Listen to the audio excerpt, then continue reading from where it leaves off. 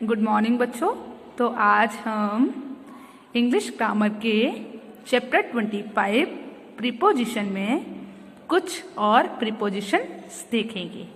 तो बच्चों, आप जानते हैं मैंने आपको अपनी लास्ट वीडियो में हम प्रीपोजिशन का यूज़ क्यों करते हैं और कैसे करते हैं ये सिखाया था। मैंने आपको बताया था कि जो प्रीपोजिशन होती है उसका काम नाउन और प्रोनाउन के बीच के रिलेशन को एक्सप्रेस करने का होता है। तो जो प्रीपोजिशन होती है वो क्या काम करती है, वो नाउन और प्रोनाउन के बीच के रिलेशन को एक्सप्रेस करती है, रिलेशन को दिखाती है, उसे हम प्रीपोजिशन कहते हैं। तो मैंने आपको समझाया था कि हम कुछ प्रीपोजिशन ऐसी होती हैं जिनका यूज़ हम टाइम के लिए करते हैं, कुछ प्रीपोजिशन ऐसी होती हैं जिनका यूज़ हम प्लेस के लिए करते हैं, मतलब किसी स्थान के लिए करते हैं, और कुछ प्रीपोजिशन ऐसी होती हैं जिनका यूज़ हम अदर पर्पस मतलब दूसरे उद्देश्यों के लिए करते हैं, है ना। और आज हम कुछ और प्रीपोजिशंस देखेंगे जिनका हम यूज़ कैसे करते हैं और किन सेंटेंसेस में कर सकते हैं, ये सीखेंगे। ओके बच्चों, तो चलिए देखते हैं कुछ प्रीपोजिशन। तो बच्चों देखिए, यहाँ पर जो हमारी फर्स्ट प्रीपोजिशन है वो क्या है, अबाउट। अबाउट का मतलब क्या होता है बच्चों, के बारे में। अबाउट का यूज हम किसी भी चीज के बारे में जानने के लिए करते हैं। जैसे अबाउट द गांधी जी, तो मैं किसके बारे में जानना चाहती हूँ, गांधी जी के बारे में जानना चाहती हूँ। अबाउट हिम, मैं तुम्हारे बारे में जानना चाहती हूँ, या मैं तुम्हारे बारे में सोच रही हूँ, तो मैं किसके बारे में सोच रही हूँ, तुम्हारे बारे में। तो I am thinking about him, मैं उसके बारे में सोच रही हूँ। I am thinking about you, मैं तुम्हारे बारे में सोच रही हूँ। तो ऐसे सेंटेंसेस में हम अबाउट का यूज करते हैं। किसके लिए अबाउट का यूज किसके लिए किया जाता है, किसी के बारे में कुछ बात करने के लिए, कुछ जानने के लिए या कुछ सोचने के लिए हम अबाउट का यूज करते हैं। उसके बाद हमारी जो अगली प्रीपोजिशन है वो क्या है, एट। एट का यूज हम बच्चों किसी निश्चित चीज के लिए करते हैं, और ऊपर कोई चीज हवा में होती है उसके लिए भी करते हैं, ठीक है। तो एट का यूज हम कब करते हैं बच्चों, जब कोई निश्चित चीज होती है, या फिर निश्चित टाइम के लिए भी हम एट का यूज कर सकते हैं। निश्चित टाइम के लिए भी हम एट का यूज कर सकते हैं, और कोई चीज ऊपर है उसके लिए भी हम एट का यूज कर सकते हैं। जब कोई चीज किसी चीज पर है तो उसके लिए भी हम एट का यूज कर सकते हैं, और निश्चित टाइम के लिए भी हम एट का यूज कर सकते हैं।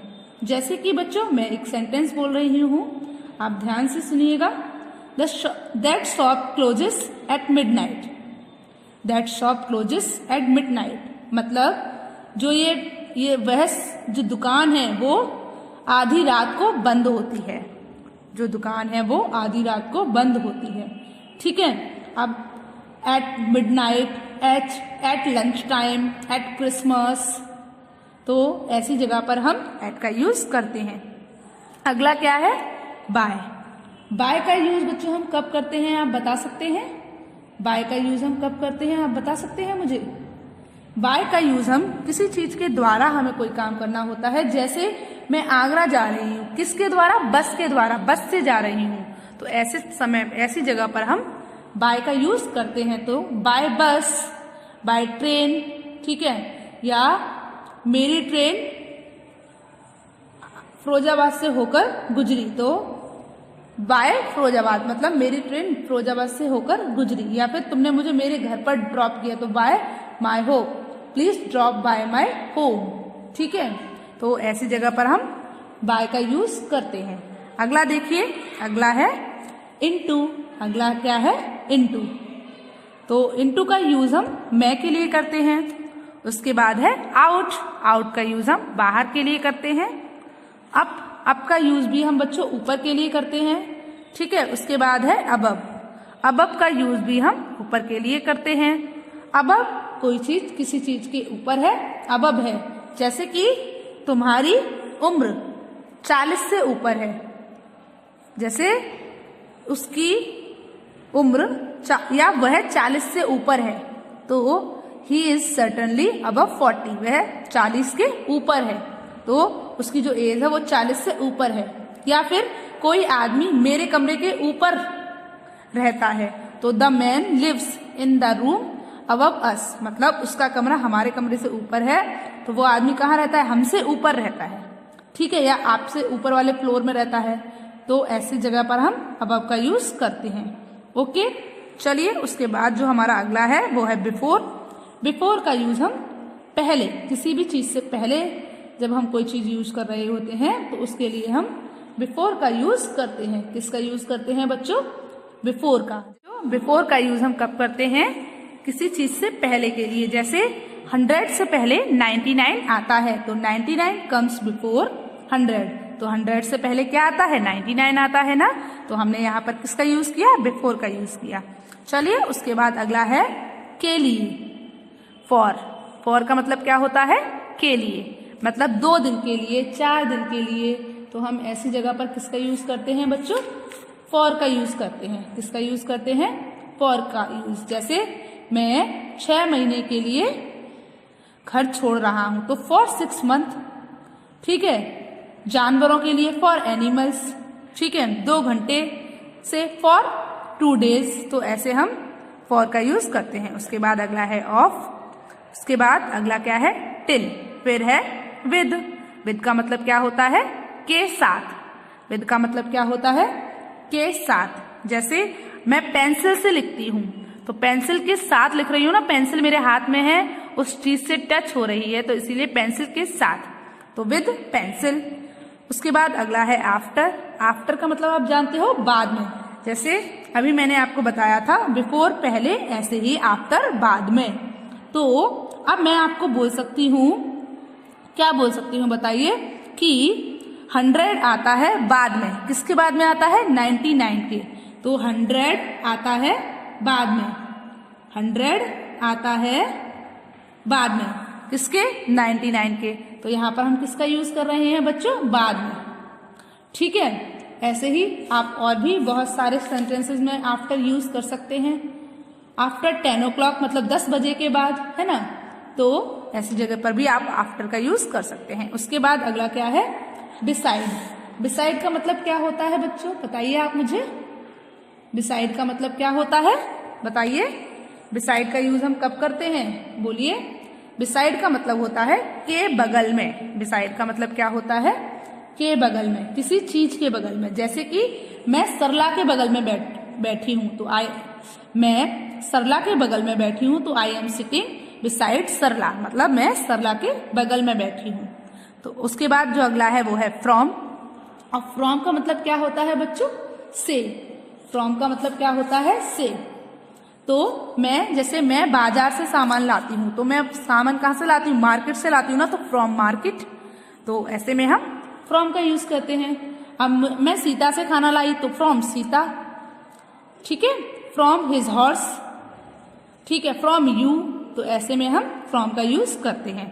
उसके बाद अगला है ऑफ। ऑफ का मतलब क्या होता है बच्चों, किसी चीज से कट ऑफ हो जाता है ना, तो उसे हम ऑफ बोलते हैं। जैसे कि ऑफ, जैसे कि फार ऑफ, है ना। अगला है टू। टू का मतलब होता है किसी चीज की ओर, तो जैसे गो टू द मार्केट मतलब बाजार की ओर, तो हम वहां टू का यूज करते हैं। अगला है विदाउट, किसी चीज के बिना, तो जैसे विदाउट फूड, विदाउट वाटर, आप पानी के बिना नहीं रह सकते हो, आप खाने के बिना नहीं रह सकते हो। विदाउट यू, मैं तुम्हारे बिना नहीं रह सकती हूँ, तो ऐसे में हम विदाउट का यूज करते हैं। उसके बाद अगला है अमंग। अमंग का मतलब होता है किसी के बीच, किसी के बीच किसी चीज को बांटना, किसी के बीच में कोई काम करना, या किसी के बीच में किसी चीज को बांटना, तो वहां हम अमंग का यूज करते हैं। कैसे बच्चों, देखिए कि मैंने क्या किया, मैंने गरीब लोगों के बीच अपनी प्रॉपर्टी बांट दी, तो अमंग पुअर मतलब मैंने कहाँ बांटी, गरीब लोगों के बीच, ठीक है। मैंने मतलब फूलों के बीच बीज मतलब मक्खियां भिनभिना रही थी, तो कहाँ भिनभिना रही थी, फूलों के बीच, तो अमंग फ्लावर, ठीक है। अगला है बिटवीन। बिटवीन का मतलब होता है बीच में, दो चीजों के बीच में, जैसे कि 2 सड़कों के बीच में, 2 लोगों के बीच में, तो वहां पर हम बिटवीन का यूज करते हैं। जैसे मैंने बोला बिटवीन टू सन्स, मैंने दो लोगों के बीच अपनी प्रॉपर्टी बांटी, मैंने सभी बच्चों के बीच अपनी कैंडीज बांट दी, तो मैं सारे बच्चों के बीच में बांट रही हूँ तो हम अमंग का यूज कर रहे हैं। पर जब मैं दो लोगों के बीच कोई चीज बांट रही हूँ तो हम बिटवीन का यूज करेंगे। ओके, अगला है इन का मतलब होता है किसी चीज में, अंदर, जैसे इनटू डीपली, भीतर, किसी चीज के भीतर, और इन में जैसे बक्से में, कमरे में, तो वहां हम इनका यूज करते हैं। ऑन पर, जैसे ऑन द टेबल, टेबल पर कोई चीज रखी है उसके लिए हम ऑन का यूज कर सकते हैं बच्चों। अगला क्या है, अंडर, अंडर नीचे, जैसे पेड़ के नीचे, मेज के नीचे, ठीक है, तो उसके लिए हम अंडर का यूज करेंगे, जैसे under the tree, under the table, under the chair, under the stool, ठीक है। अपॉन, अपॉन का मतलब भी होता है ऊपर, अपॉन का मतलब भी क्या होता है बच्चों, ऊपर, जैसे कि तुम कहाँ बैठे हो, तुम चेयर के ऊपर बैठे हो तो अपॉन, ठीक है। अपॉन मी मतलब तुम मेरे ऊपर रख रहे हो अपना सारा, मैंने बोला कि तुम सारा अपना सारा ब्लेम तुम मेरे ऊपर रख रहे हो तो अपॉन मी। तो बच्चों आपको ये प्रीपोजिशन समझ आई। तो आज आपने कौन कौन सी प्रीपोजिशन सीखी, about, at, by, into, out, up, above, before, for, of, till, with, after, beside, from, of, to, without, among, between, in, on, under, upon. तो बच्चों आपको ये प्रीपोजिशन समझ आ गई। चलिए अब हम हमारी चैप्टर 25 प्रीपोजिशन की एक्सरसाइज नंबर ए फिल करते हैं। अब हम क्या करेंगे, अब हम चैप्टर 25 प्रीपोजिशन की एक्सरसाइजेस फिल करेंगे। तो आज हम प्रीपोजिशन की चैप्टर 25 की एक्सरसाइज नंबर ए फिल करेंगे और बाकी की एक्सरसाइजेस हम अगली वीडियो में फिल करेंगे। ओके, तो चलिए स्टार्ट कर देते हैं।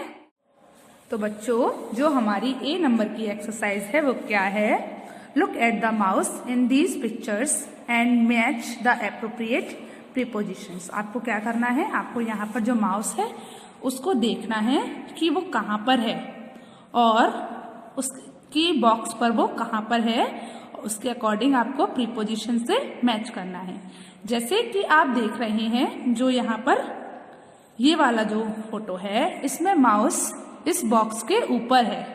कहाँ पर है, बॉक्स के ऊपर है, मतलब कहाँ पर है, ऑन द बॉक्स, बॉक्स के ऊपर मतलब ऑन द बॉक्स। तो आप इसको ऑन से मैच कर दोगे इस तरीके से, ठीक है। तो आप चाहो तो यहाँ पर नंबर 1, 2, 3, 4,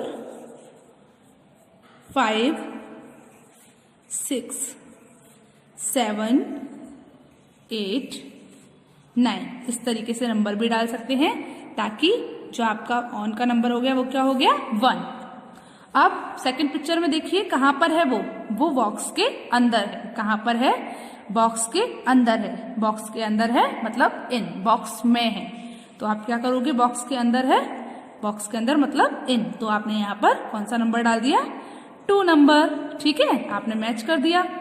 आपको क्या करना है, इस माउस की पोजीशन को देखना है कि वो कहाँ पर है और उसको एक प्रीपोजिशन से मैच कर देना है। अगला देखिए, तो देखिए जो आपकी थर्ड पिक्चर है उसमें माउस कहाँ पर है, 2 बॉक्स के बीच में है। कहाँ पर है, 2 बॉक्स के बीच में है, मतलब बिटवीन द बॉक्सेस। माउस कहाँ पर है, बिटवीन द बॉक्सेस। तो अब माउस 2 बॉक्स के बीच में है तो इसीलिए हम क्या लगाएंगे, बिटवीन से मैच करेंगे। तो यहाँ पर जो बिटवीन है उसका नंबर क्या हो गया, 3।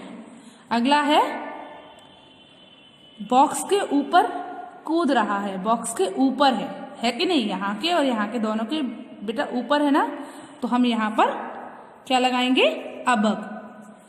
ऊपर है बॉक्स के, तो यहाँ पर देखिए बॉक्स के ऊपर बैठा हुआ है, मतलब यहाँ बॉक्स से टच हो रहा है, इसीलिए यहाँ पर आया ऑन। और यहाँ पर देखिए अलमीरा से कूदा है और बॉक्स के ऊपर नहीं आ पाया है, ना तो ये बॉक्स से टच हो रहा है, यहाँ पर ये बॉक्स से टच नहीं हो रहा है, इसीलिए आपने यहाँ किसको लगाया, यहाँ कौन सी प्रीपोजिशन आपने फिल की, अबव। ओके, तो आपको इस बॉक्स को किससे मिला देना है, अबव से मैच कर देना है। अगला देखिए, तो बच्चों आप 5th नंबर की पिक्चर देखिए। 5th नंबर में क्या है, कि जो बॉक्स है वो पहले है और चूहा बाद में है। तो चूहा कहाँ है? बॉक्स के बाद में है ना। तो क्या आएगा बताइए, आप मुझे बताइए क्या आएगा, बताइए कहाँ पर है? चूहा बॉक्स के पास है, तो क्या आएगा बच्चों? Near the box. क्या आएगा? नियर द बॉक्स, क्योंकि चूहा बॉक्स के पास है, तो हम क्या लगाएंगे? Near the box. ठीक है, चलिए अब 6 नंबर की जो पिक्चर है उसमें देखिए, बॉक्स, जो बॉक्स है उससे माउस पहले है, पहले माउस है फिर बॉक्स है। तो माउस कहाँ पर है? बॉक्स के पहले है, तो बिफोर द बॉक्स हो गया, तो इसीलिए इस पे ये हो गया। अब अगला देखिए, जो 7 नंबर की आपकी पिक्चर है उसमें बॉक्स के नीचे है, माउस कहाँ है? बॉक्स के नीचे है, तो अंडर द बॉक्स। यहाँ पर देखिए, जो अब देखिए अब आप 8 नंबर की जो पिक्चर है उसमें चूहा बॉक्स के पीछे है। 8 नंबर की पिक्चर में चूहा कहाँ पर है? बॉक्स के पीछे है, तो बिहाइंड द बॉक्स। तो यहाँ पर क्या हो गया? Behind the box. आपको भी ये एक्सरसाइज इसी तरीके से अपनी इंग्लिश ग्रामर की बुक में फिल करनी है। आपको ये एक्सरसाइज नोटबुक में फिल नहीं करनी है, आपको ये एक्सरसाइज बुक में ही फिल करनी है। ओके बच्चों, तो जो हमारा फर्स्ट है वो क्या है? ऑन द बॉक्स, माउस यहाँ पर बॉक्स के ऊपर है। सेकंड पिक्चर में माउस बॉक्स के अंदर है, तो in the box. Third picture में माउस दो बॉक्स के बीच में है, तो between the box. Fourth picture में माउस क्या कर रहा है? एलमिरा से बॉक्स पर कूद रहा है, तो बॉक्स और एलमिरा के बीच में है वो, तो अबव द बॉक्स, बॉक्स के ऊपर है, पर बॉक्स से टच नहीं हो रहा, इसीलिए हमने यहाँ पे अबव का यूज किया है। ठीक है, उसके बाद 6 नंबर पर है, जो बॉक्स है उसके पास है, तो नियर द बॉक्स। और जो 6 नंबर का है उसमें बॉक्स के पहले है, तो बिफोर द बॉक्स। जो हमारा 7th नंबर में है उस पर बॉक्स के नीचे है, तो अंडर द बॉक्स। और 8th नंबर में वो बॉक्स के पीछे है, तो बिहाइंड द बॉक्स। तो बच्चों, आपको ये एक्सरसाइज समझ आ गई, तो आपको क्या करना है? आपको इंग्लिश ग्रामर के चैप्टर 25 एक्सरसाइज नंबर A आपको अपनी इंग्लिश ग्रामर की बुक में फिल करनी है। ओके, तो आज के लिए बस इतना ही। चलिए, गुड बाय।